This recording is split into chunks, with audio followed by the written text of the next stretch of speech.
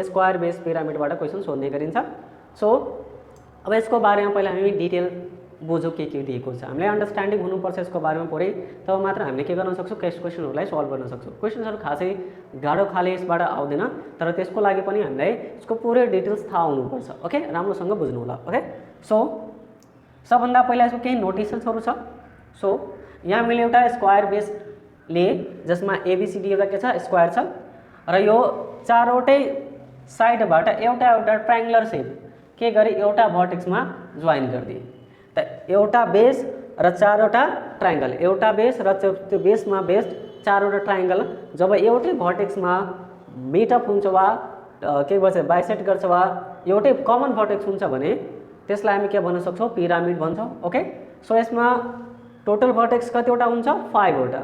यदि कसैले हामीले सोधिन्छ how many vertex in a pyramid there is वा स्क्वायर बेस पिरामिड हुनसक्छ। Okay, square base or rectangular पिरामिडको लागि 5 वटा भर्टेक्स हुन्छ। सो अब त्यतितिर नलागेर हामी केही यसको नोटेसन्सको बारेमा बुझौँ। यहाँ जुन दिएको छ हामीलाई यो जुन साइड छ यसलाई बेस अफ स्क्वायरले के भनिन्छ बेस अफ पिरामिड, यसलाई के भनिन्छ बेस अफ पिरामिड छ। जुन बेस हाम्रो के छ एउटा स्क्वायर छ, स्क्वायर एबीसीडी हो। पिरामिडको बेस के हुन्छ एउटा स्क्वायर यहाँ दिएको छ। त्यस्तै यहाँ एबी बराबरमा बीसी, एबी बीसी सीडी र डी यो सबै के हुन्छ बराबर, र यो साइडलाई नोटेसनमा हामी के भन्छौँ ए भन्यो, यानी कि यो जति दिएको छ यो साइड यसको लेन्थलाई हामी के भनौँ ए भन्यो, यो साइडको लेन्थलाई हामी के भनौँ ए। ठिक छ, then what is the length of base of square base pyramid, यहाँ हामीले के डिनोट गर्यो ए। ओके, त्यस्तै यो ट्रायङ्गल कतिवटा छ यसमा 4 वटा, त्यो पनि के हुन्छ कङ्गोरेन्ट ट्रायङ्गल हुन्छ। कस्तो हुन्छ कङ्गोरेन्ट ट्रायङ्गल, यानी कि सेम सेप और साइजको ट्रायङ्गल हुन्छ। ओके, सो त यसमा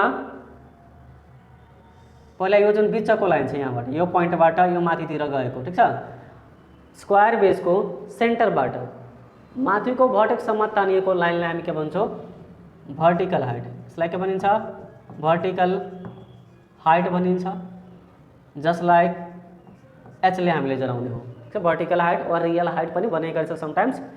अर्को यो जुन छ यो बेसको साइडको मिडलबाट, मिड पोइन्ट यहाँ के छ मिड पोइन्ट दिएको छ।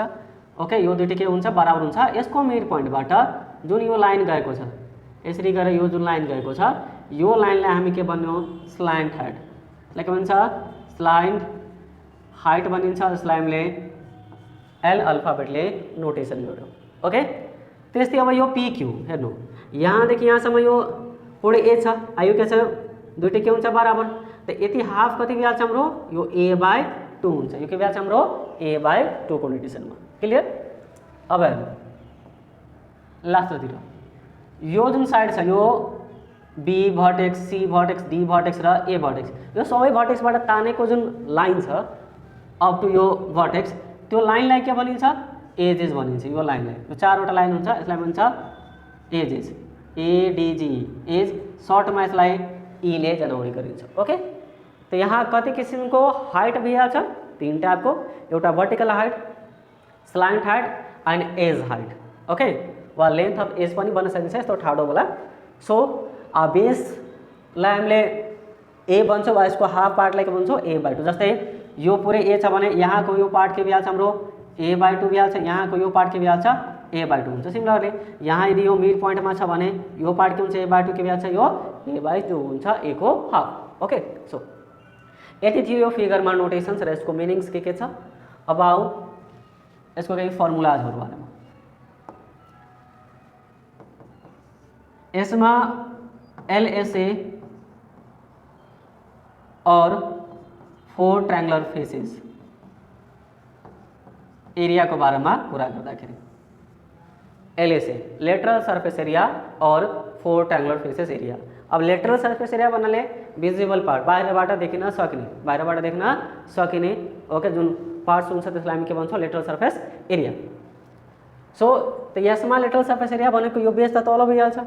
यसको माथि जुन पिरामिड जस्तो बनाएको छ यो माथि चारवटा ट्रायंगल, चारवटा साइडबाट भिजिबल पार्ट भइहाल्छ, त्यसलाई हामी के भन्छौँ LSA. LSA equal to 4 triangular faces. अब यहाँ हामीले एउटा ट्रायंगलको एरिया निकालिसकेपछि चारवटा ट्रायंगलको एरिया निकाल्नुपर्छ, सिमिलर टाइपको छ र त्यही चारवटा ट्रायंगलको जुन एरिया हुन्छ त्यसलाई हामी के भन्छौँ लेटरल सर्फेस एरिया। तो फर दैट यहाँ हेर्नु एउटा ट्रायंगल मैले लिएँ, त ट्रायंगलको बेस त यहाँ त ए दिएको छ, ट्रायंगलको बेस के छ यहाँ ए दिएको छ। ओके, अब बेसको मिड पोइन्टमा, बेसको मिड पोइन्टबाट भर्टेक्ससम्म तानेको लाइनलाई हामी के भनेको थियौँ यहाँ एल छ, स्लाइन्ट हाइट छ। यो के छ हाम्रो स्लाइन्ट हाइट दिएको छ, यो के छ हाम्रो स्लाइन्ट हाइट दिएको छ, यसलाई हामीले एलले जनाउँछौँ। क्लियर? यसरी हेर्दाखेरि यो यति पार्ट के भइहाल्छ हाम्रो a/2 भइहाल्छ, राइट एंगल ट्रायंगल बन्छ यहाँ। क्लियर? अब यो जुन साइडवाला दिएको छ त्यो हामीलाई थाहा छैन, यति कुरा बुझौँ। यो हाफ के छ a/2, यो हाफ पनि के भइहाल्छ a/2 हुन्छ। क्लियर? यहाँ के हुन्छ यो परपेन्डिकुलर हुन्छ 90 डिग्रीको, त हामीलाई थाहा छ। यस्तो टाइपको area of triangle, area of triangle के हुन्छ 1/2 base into perpendicular height, base into perpendicular height. अहिले तो स्लाइन्ट हाइटको फर्ममा छ नि यो परपेन्डिकुलर हाइट, त हामीले मेन फर्मुला के छ 1/2। जस्तै कुनै ट्रायंगल छ भर्टेक्सबाट बेसमा परपेन्डिकुलर यदि बाइसेक्ट गरेको छ वा टच गरेको छ भने त्यस्तो आधारमा हामी के गर्छौँ फर्मुला यो बेस इन्टु भर्टिकल हाइट को हाफ के हुन्छ हाम्रो एरिया अफ ट्रायंगल। त सेम यहाँ के भइहाल्छ 1/2 बेसको ठाउँमा यहाँ के छ ए, अब भर्टिकल हाइटको ठाउँमा यहाँ के दिएको छ ट्रायंगलमा स्लाइन्ट हाइट एल दिएको छ। ओके, तो यो भइहाल्यो एउटा ट्रायंगलको एरिया 1/2 AL, 1/2 AL। टोटल यहाँ ट्रायंगल कतिवटा छ चारवटा, त देयरफोर 4 ट्रायंगुलर फेसेस एरिया वा चारवटा ट्रायंगलको एरियाको कुरा गरौँ त्यहाँ 4ले मल्टिप्लाई गर्नुपर्ने, तो 1/2 इन्टुमा यो AL छ त्यो कतिले कट्छ 2ले, तो 2 टाइम्स AL भइहाल्यो। फर्मुला फाइनली हामी केसँग यो 4 triangular faces area equal to भइहाल्छ 2AL और फाइनली LSA पनि हामी त्यसैलाई भन्छौँ, त LSA पनि के हुन्छ 2AL। यसरी यसको फर्मुला हामी कन्सिडर गर्न सक्छौँ। ओके, त हामीलाई के गर्नु छ जस्ट यो फर्मुला र यो फर्मुला माइन्डमा राख्नु छ। अब कसरी आएको छ यदि आफै बनाउनुहुन्छ भने यसलाई लर्न गर्ने जरुरत पर्दैन, आफैले हामी बुझिहाल्छौँ कि कसरी बनाउनुहुन्छ भने एकचोटि आफै जो फर्मुला डिराइभ गर्न सक्नुहुन्छ भने त्यसलाई लर्न गर्ने जरुरत छैन। ओके, सो अब लागौँ अर्को फर्मुला टोटल सर्फेस एरिया के छ टोटल सर्फेस एरिया को बारेमा।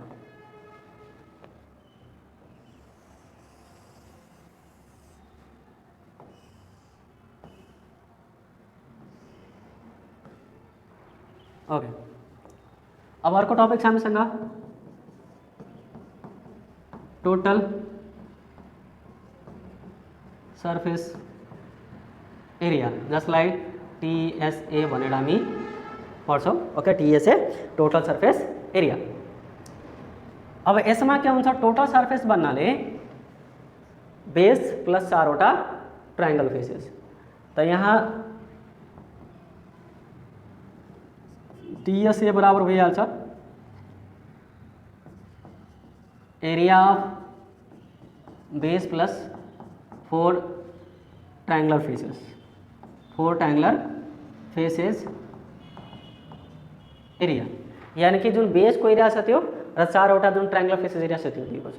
त यहाँ बेसमा के छ स्क्वायर छ, बेसमा के छ स्क्वायर, अनि वरि त एरिया अफ स्क्वायर लेन्थको स्क्वायर हुन्छ। यहाँ लेन्थमा के हामी डिनोट गर्छौँ ए, त यहाँ के भइहाल्छ हाम्रो यो ए स्क्वायर, यो आएछ हाम्रो 2AL भर्खरै 4 ट्रायंगुलर फेसेस एरिया हामी के पढ्थ्यो 2AL।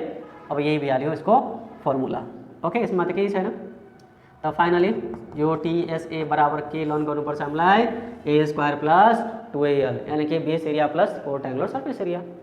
क्लियर? अब भोल्युमको कुरा गरौँ। भोल्युममा के हुन्छ base area into vertical height, त्यसको फर्मुला भइहाल्छ 1/3 base area into vertical height, तो यहाँ 1/3 फाइनली V बराबर बेस एरिया भनेको ए स्क्वायर, अब भर्टिकल हाइट भनेको एच 1/3 ए स्क्वायर एच 1/3 ए स्क्वायर एच, यसरी गरेर फर्मुला लर्न गर्नु। क्लियर? अब के छ यसमा यो slant height, vertical height, length of base of square base pyramid, यो सबैको बिचमा हामीलाई रिलेसन पनि थाहा हुनुपर्छ। ओके, सो अब रिलेसनतर्फ लागौँ हामी।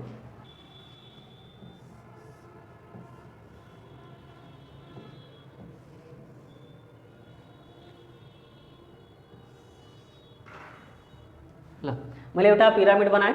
यो पिरामिडमा नोटेसनको लागि यो बिचमा सेन्टर, यो माथिबाट भर्टिकल हाइट, यो भइहाल्छ a/2, यो भइहाल्छ हाम्रो स्लाइन्ट हाइट। ओके, हामीलाई थाहा छ यो भनेको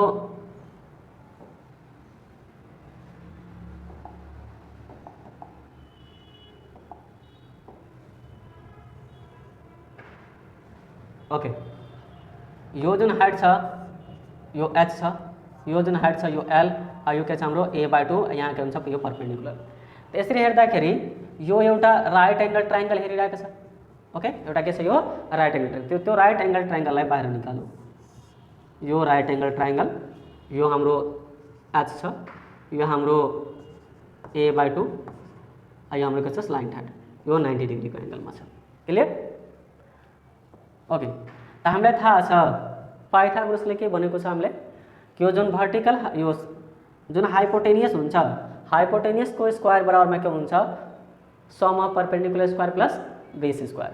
तो यहाँ हामीले युजिङ पाइथागोरस एल स्क्वायर बराबरमा एच स्क्वायर प्लस a/2 को होल स्क्वायर लेख्न सकिन्छ। इनकेस यहाँबाट मात्र एल चाहियो भने यो root under H square plus a/2 को होल स्क्वायर यसरी गर्न सकिन्छ। यो भ्यालु हाम्रो यदि भर्टिकल हाइट र लेन्थ अफ बेस दिएको छ र हामीलाई स्लाइन्ट हाइट रिक्वायर्ड छ, त्यस्तो बेलामा हामीले यो फर्मुला युज गरौँला।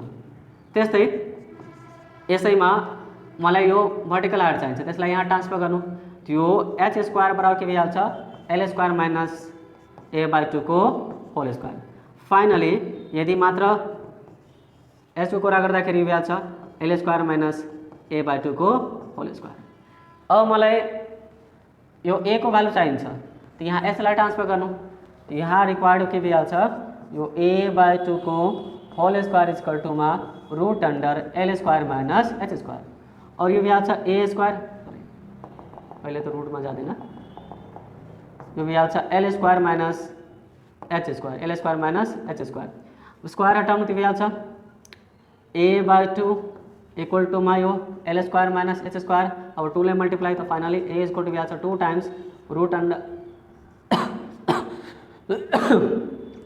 Route under L square minus H square. This is the relations. Okay, यो रिलेसन्सहरू हामीलाई माइन्डमा राख्नुपर्छ। ठिक छ, यो के को बिचमा रिलेसन थियो, relation between vertical height, slant height and length of base of square base pyramid. Clear? So अब अर्को रिलेसनतर्फ जाऊ।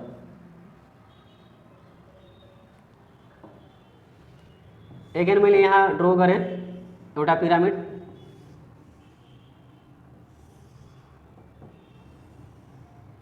ओके। अब यहाँबाट यो लेन्थमा यो जुन छ नि साइड अफ लेन्थ, यसमा वा माथिबाट गरौँ, मैले लेन्थमा पर्पेन्डिकुलर ताने। ठिक छ, अब लेन्थमा पर्पेन्डिकुलर लाइन भनेको यो त भइहाल्छ हाम्रो स्लाइन्ट हाइट, यो ए रहन्छ, यहाँदेखि यहाँसम्म त ए हुन्छ, त्यो के भइहाल्छ हाम्रो यति पार्ट a/2। यो जुन भर्टेक्स छ बेसको, यसको भर्टेक्ससम्मको लेन्थलाई हामी के भन्ने गर्छौँ एज भन्छौँ, एडिजी एज, जसलाई सर्टमा के भनिन्छ ई।